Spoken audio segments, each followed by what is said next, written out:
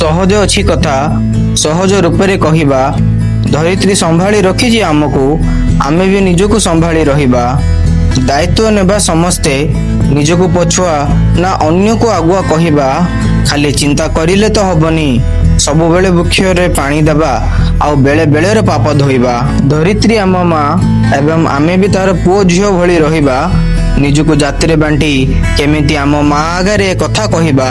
वर्षा दरकार आमको एवं आमे खरारु बंची गछ छाई रे रहिबा। जो द्रुत गति रे धरित्रीर अंग वृक्ष को आमे काटी चलीचु, दिने आसीबो निजको मनीष नाही पाउंस कहिबा। उन्नत धरणर विज्ञान अछि आ वैज्ञानिकर छाई तले तो आमे बंची रहिबा। प्रकृत सत्य ଏହା ହିଁ कि आमे ध्यान दउनु आम धरित्री माँ रो।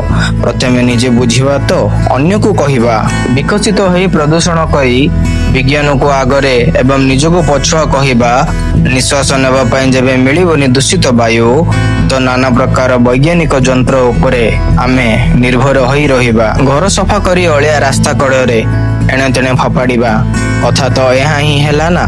धरित्री को घर कई गोटे कठेर अलिया को काढ़ी अन्य कठोर रे थइबा। विज्ञान भलिया गुरुतर साहित्य आमर, बिना साहित्य रे केमिति गल्प कविता आउ इतिहास कहिबा।